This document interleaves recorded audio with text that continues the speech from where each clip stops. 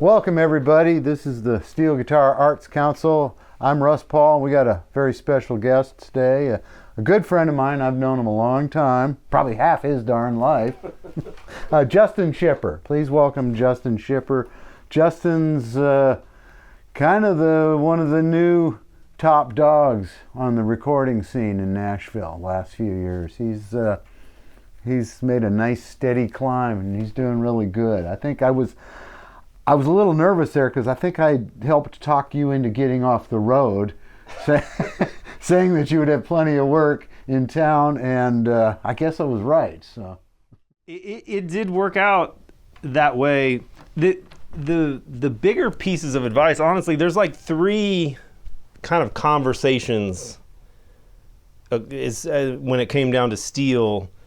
One with you, one with Doug Moore, and one with Paul, all at wildly different times, but super pivotal. Like when I first picked it up, I was really struggling like most people do. And it was, before dating myself, but it was before, there was a lot of online resources and all that stuff. And so I couldn't even figure out how to tune it, but ran into Paul at the Station Inn and just went up to him and was just like, I don't know how to tune this thing. And he took 5 minutes and walked me through what probably would have taken me 3 years to sort out. And then another couple years later, I just cold called Dan Dugmore and was like, hey, you don't know me, but you're one of my favorite steel players. I just want to know what gear you're using, if you're cool to have that conversation. And he was like, yeah. So he walks me through it, and it's the most meat and potatoes kind of stuff. There was no surprises, which was kind of devastating to me at the time because I was hoping for a secret. I was hoping to find something that I didn't know about, and it was nothing. It was a steel, a delay pedal, and a twin, and that's it. But in the end, it was the best thing because it was oh, it's just his hands. It's just what he's doing. And then I met you at the Opry when we were both playing, and we hit it off, and we went and hung out one time in your shop. Mm-hmm. And you told me about 3 or 4 things in that hang at your place that informed everything going forward. It was and maybe we're getting into stuff too fast, but it's it was, don't copy anybody. Figure out your own thing, because this town is full of super talented people that are just copying the top guy, and they're never going to break through, Right. And I had kind of experienced that already as a guitar player, which is I had moved to town as a guitar player and could kind of do a pretty good Brent Mason impression, a pretty good Dan Huff impression, and Stevie Ray Vaughan, and I had all these bases covered, but I had no real identity of my own. Right. And so it just felt like I was just sort of walking against the wind, and then I took your advice on that and just sort of created an amalgam of sort of influences that I hadn't heard before on steel. And it was there was just an immediate reaction in terms of work, and all that stuff. It was pretty wild. But yeah, so that was pretty early on when I decided to stay in town. I was already a couple years into that experiment of finding my own sound. And like you had told me too, don't forget it's just a guitar. And that also was mind blowing because it was okay, so I don't have to cast away a childhood of copying The Edge and Tom Morello and Jimi Hendrix and all that stuff. I can sort of pile all that here and see what comes out, Right.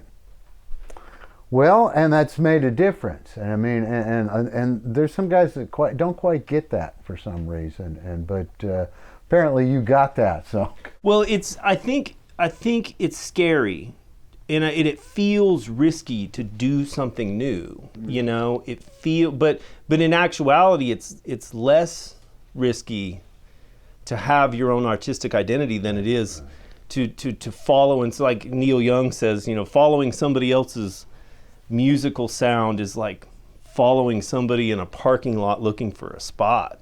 You know, you're always gonna. They're always going to get to the spot first. Yeah, you're always gonna fall short, and that feels scary in practice, though.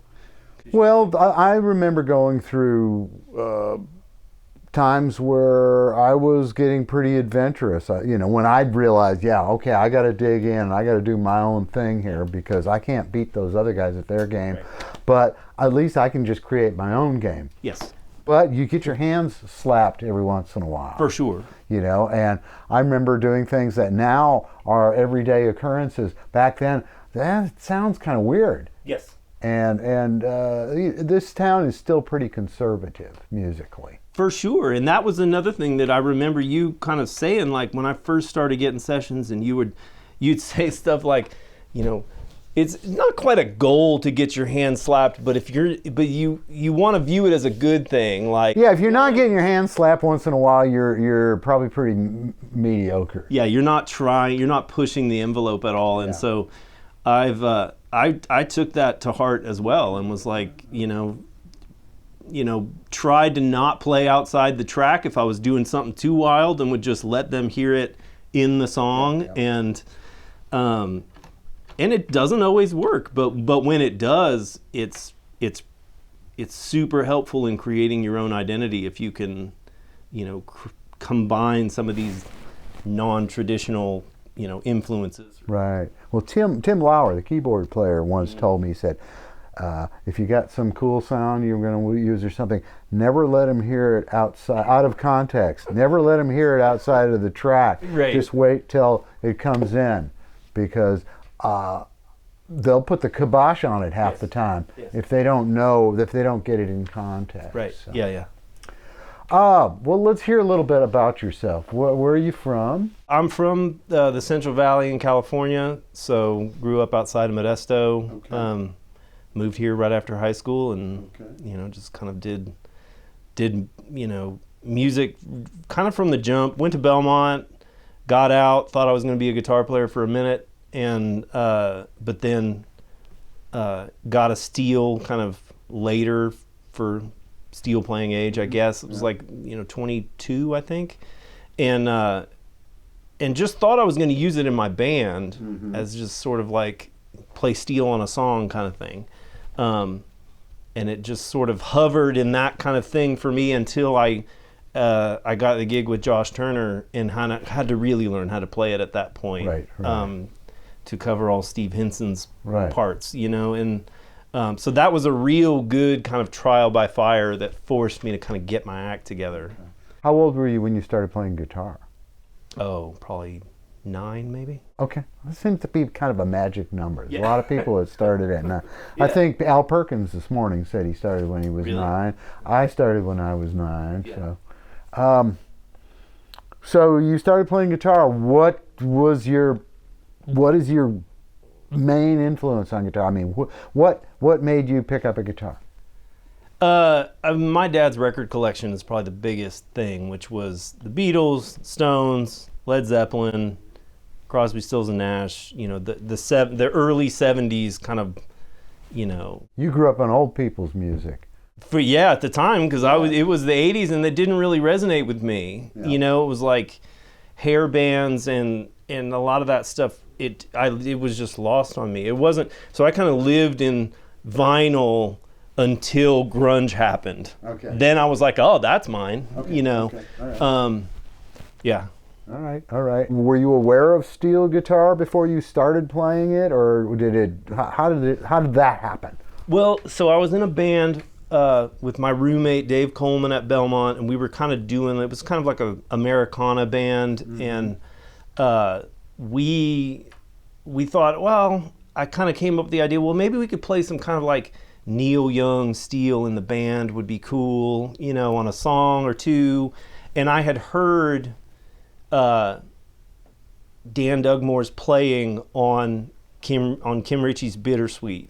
And that was like, that's what we need in our band. Okay. And so I bought, my family kind of, bought me an old Showbud for Christmas, and then I just sort of like went to work learning that those licks on that album. Okay. And once I realized it was Dan, it was like, oh, okay.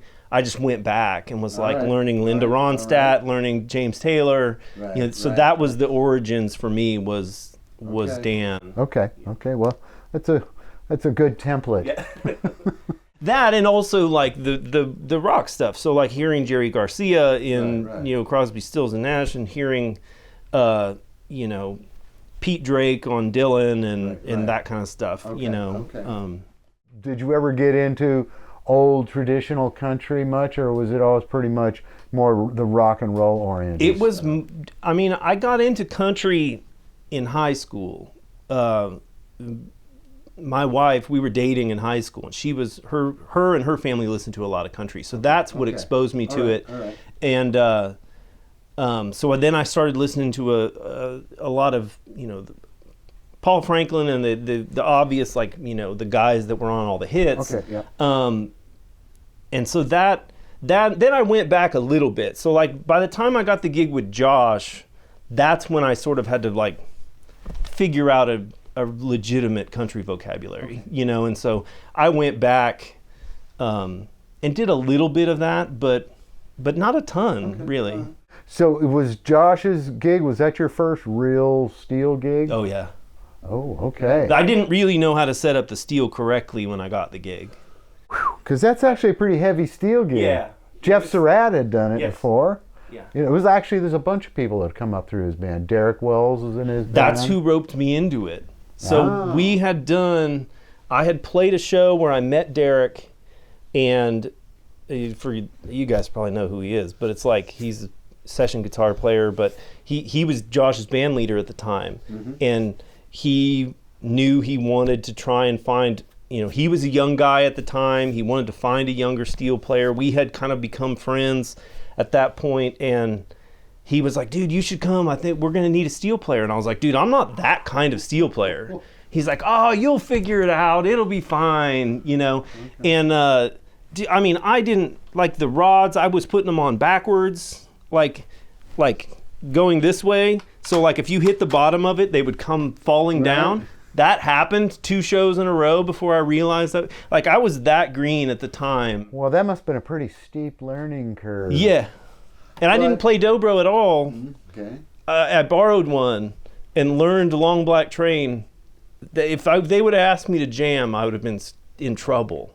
Well, tell me this: did you play slide guitar? Yes. Because I heard you the other night. It was one of those things with Kenny Greenberg. You guys did Allman Brothers. With Chris Stapleton. Yes. Yes.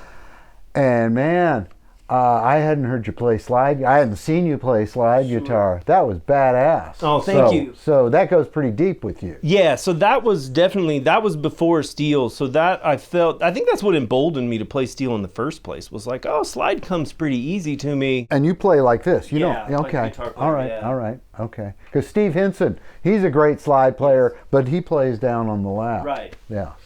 And that lap steel is such an Achilles heel for me. Like I grew up learning how to play like, Dwayne Allman and Derek Trucks kind of thing happened way before steel ever did. Well, you must have a pretty natural ability with the steel. I think that people, either you're wired for steel or not, because I've seen some incredible guitar players take up the steel guitar and they're just the complete fools on it. It doesn't work. And then I've seen people just take to it. So it is a unique thing. I think the limb independence maybe plays, I don't really know if I can zero in on what it is, but I kind of agree with you. There's like a smoothness that some people can have and a control that some people can have from the jump. Yeah, it's a certain kind of hand-eye coordination, I think so. Probably so.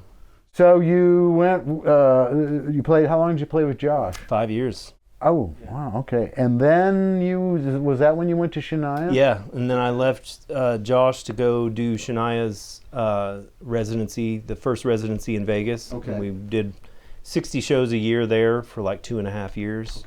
which was another sort of like different kind of trial by fire. I'd never been anything that big in terms of a production and attention to detail. I played a lot of guitar on the gig, so it was a lot of, tone scrutiny, gear scrutiny, in a way that I hadn't really been exposed to before. Was that a Nashville-based band? No, okay. There was a couple of us from here, J.D. Blair and Jason Mowry and I were from here. Okay. Everybody else was L.A. folks. Okay, all right. Yeah. Didn't you actually have 2 steels? 3 steels for different parts of the set? Yeah, because they had this massive stage with moving set pieces and all this stuff, and so I had this guy, and then I had an old push-pull that I was using for the real twangier stuff for her. And then they bought a third one, because I was like, I'm not buying a third steel for this. It's hard enough for me to get my kind of like OCD-ness to be okay with 1 or 2, but 3 was like, this is going to drive me crazy. They found one, and it was fine for the couple songs that I had to use it on. Well, let's talk about your guitars now. I know you have this guitar. And then you have another show pro too, right? A newer one. Yeah, so Jeff just made one for me, and both of them have multiple pickups, which is, you definitely were encouraging on that front too. And like, you made this one, I think, or Lawler made this one for you. I think that is one that he made, and then I tore apart and rewound. That makes sense. But it's like a P90 kind of thing. Yeah. I can't leave anything alone. Right. So yeah, 2 pickups with a a pickup selector here, so I can, do. I can switch, and then volume and tone as well. Okay. To actually, and I want to point out how important in the modern steel guitar world, using effects and everything, how important it is to have a volume and tone control on your steel. So important, especially when I'm using anything that's an envelope, anything that's an overdrive, to be able to dial in the exact amount of dirt. That's where the control is. Yes. Yep. So and a lot of modern guitarists don't have it. So the old ones, the old Showbuds used to have big old knobs on the side. Right. I got a ZB that's got them. Yeah. But modern steel guitars, they don't have that, and I think that's really important. And equally important is the tone control to me, because there's times when you want your part to sit back, for lack of a better term, in the mix. You don't want, you want something that's going to sit back in a mix and function more like a synth would, or something that's already had some post-production attention given to it, but you're doing it right away, so they don't have to remember, they don't have to think about it. It's it's what guitar players do all the time. That's right. So it's thinking about it like a guitar. Yes. So you have this guitar. Yes. You have the Show Pro. That's a newer one. What color was it? I think it's blue. You sent me a picture of it. Yeah, it turned out so good. And then on that one is a little more like a sort of like a super strat kind of thing, where it's like I have a splittable humbucker here, and then 2 single coils. Okay. And are you using the middle pickup? How's that working out? I do, but for me it almost always ends up being either a really affected thing on a real sparse track, something that has the room to let something with that little high end be in there.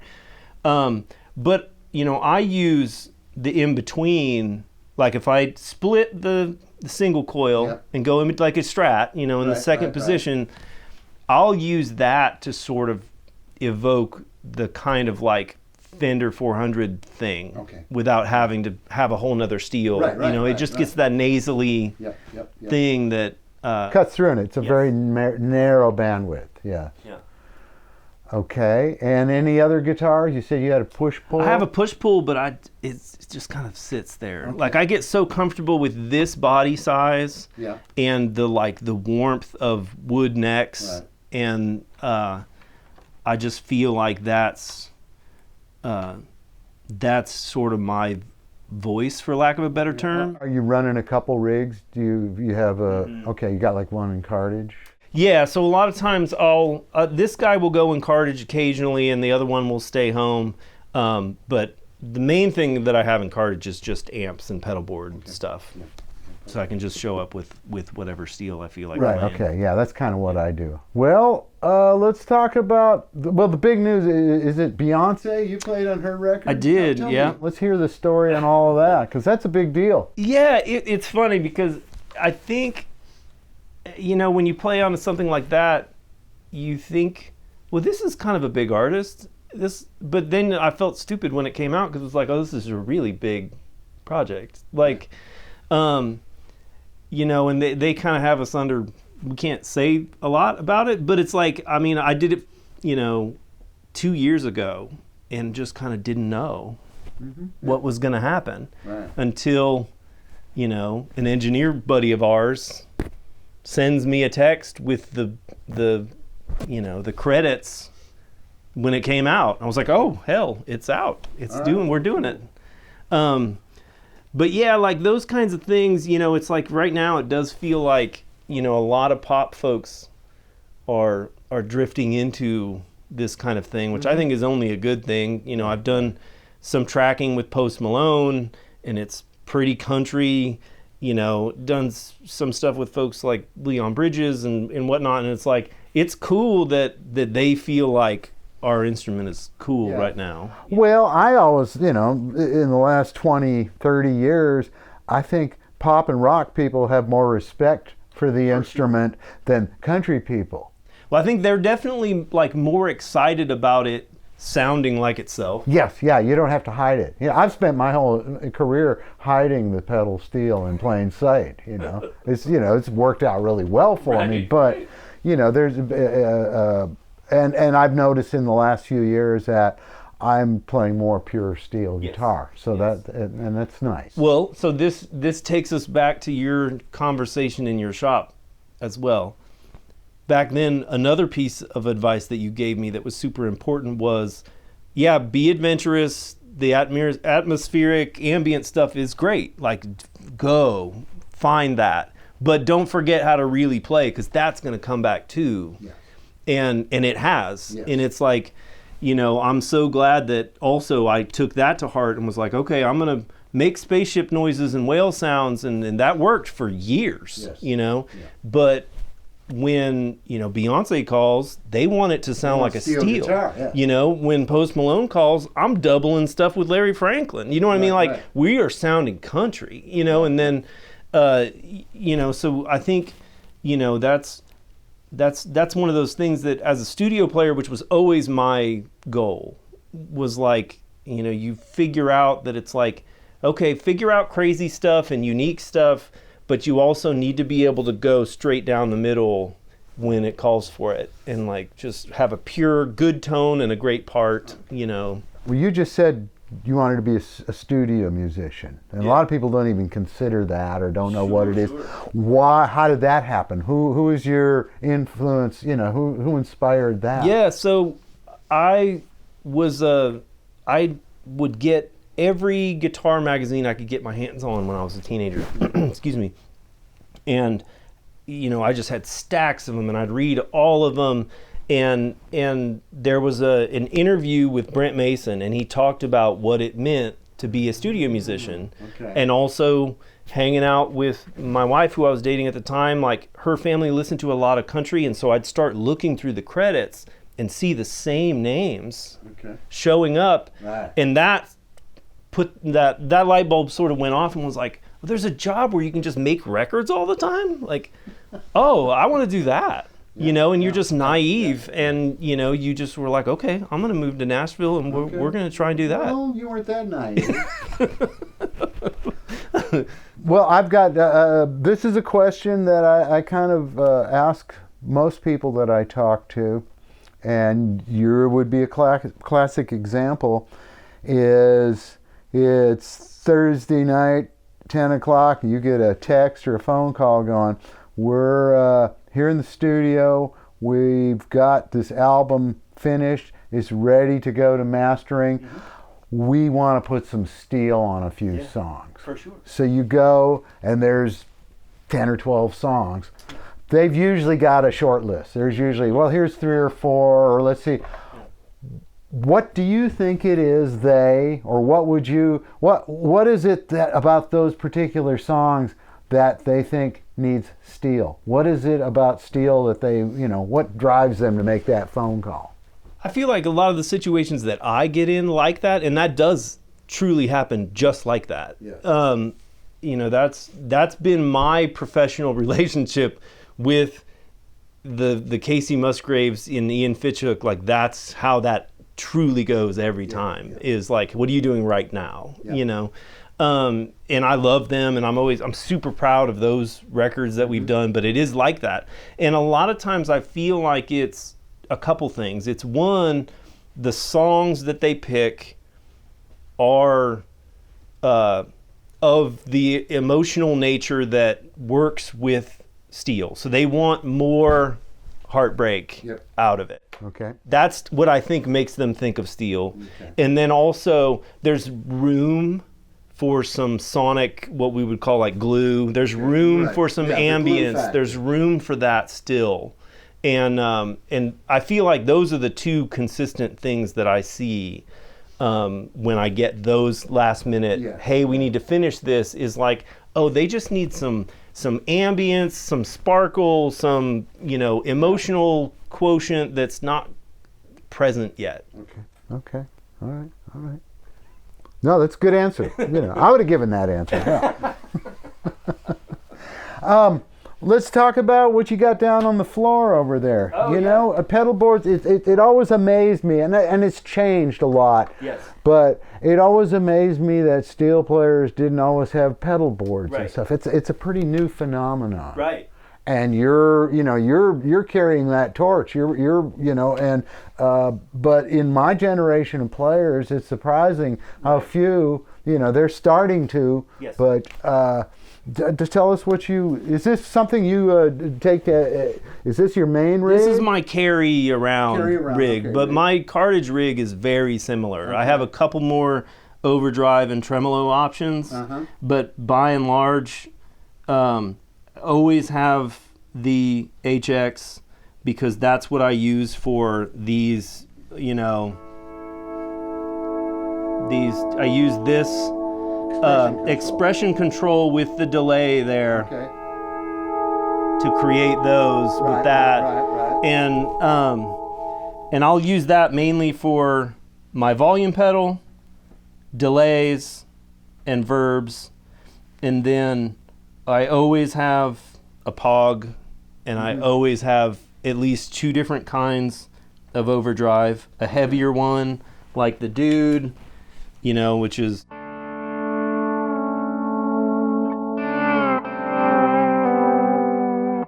And then I'll either have a Mastortion, or like here I have a Prince of Tone that I use for just a little bit of kind of ampy, just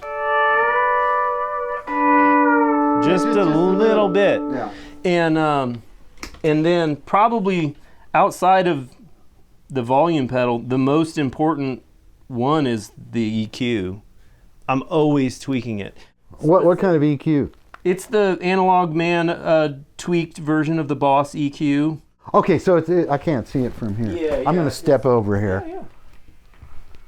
Oh yeah, I've got 4 of those things. So that's the most important tool. It really is, and like for me specifically, 200 and 1.8 seem to be the ones that I'll mess with the most. Yep. So like if I'm not cutting through enough, I'll duck the 200 a tiny bit. Yep. And if I feel like I'm pointing too much, I'll duck the 1.8 just unseating it from its middle. Oh yeah, no, it doesn't is take enough. much. Yeah. It doesn't take much. It makes a big difference. Also, the volume control is great. Once again, it's another gain Yes. structure, and it's a really good, clean, Yes. especially the modded one like Yes. that. It's a really good, clean boost or cut. For Sometimes you just bring it way back. Well, in cartridge, I have an analog Mansarge, which is basically a similar circuit to like a Tweed Deluxe, Yeah. and that I'll use that piece of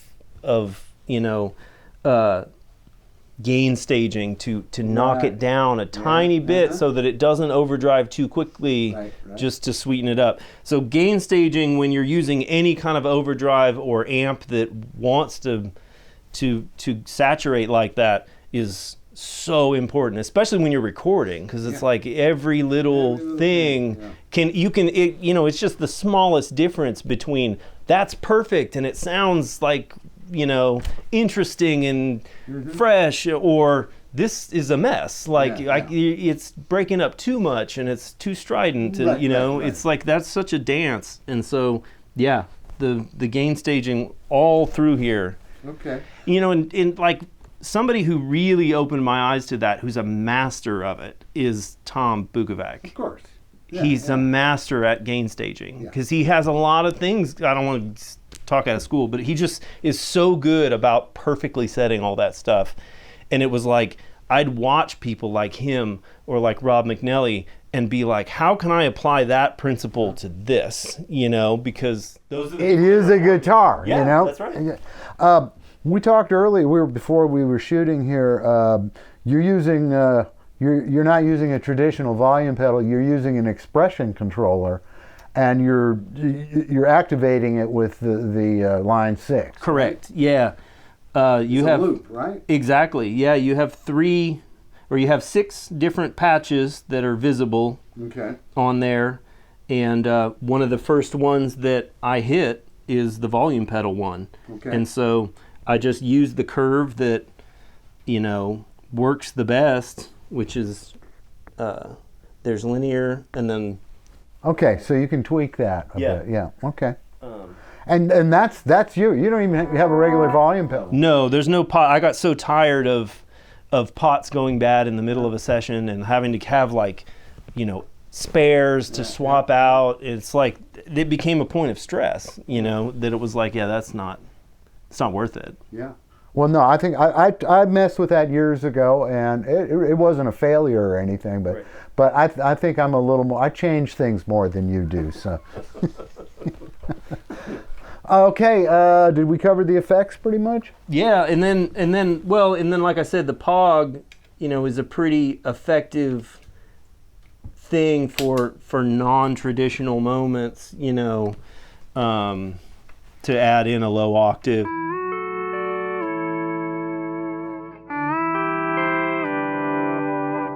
To have that is pretty helpful, and especially when you combine it with the overdrive takeoff picks, and you've got you've got more of a lap steel kind of thing, and it doesn't really, it's more felt than heard, if that makes any sense. Like you don't hear the low octave when you just, but you miss it when it's gone. Well, once again, when you're recording, everything is under a microscope. Yeah. So even the most minuscule thing makes a difference. Yeah. And that's why you're working. And that I think that also, like, part of what I like about adding in the low octave for that kind of single note stuff is it hits the front end of these overdrive pedals in a way that makes them well, and it hits the front of your amp too. Yeah. And looking back, you've got a Princeton. Yeah. So that's probably pound for pound my favorite amp I've ever had or played through, and I've just got it. It's just one of the no verb Princetons. Yeah. It's the most versatile thing because it takes pedals really well, and everything that I pick, whether it's pedals, boards, or amps or whatever, is always dual purpose. It's always, can I use this for guitar too? Can I use this if I need to play slide on something? And so, that's every piece of gear I have has to work for both. What kind of speaker? It's a Little Buddy, the Eminence 10-inch Little Buddy. Yeah. Yeah, those are great. It's actually a hemp. Right. Yep. Yeah. Yep. Wow. Well, there you go. So, well, you got anything else to tell us? I don't think so. Okay. Well, follow this guy. Look at, Google the heck out of him and see what records he's playing on. Go to, was it All Music? That's always interesting. And, Right. And I'm real proud of you, and I feel a bit responsible because You are. It's your fault. I talked you into leaving the road, and that's pretty. But you made me very proud. Well, I appreciate that. Justin Schipper, this is the Steel Guitar Arts Council. Stay tuned.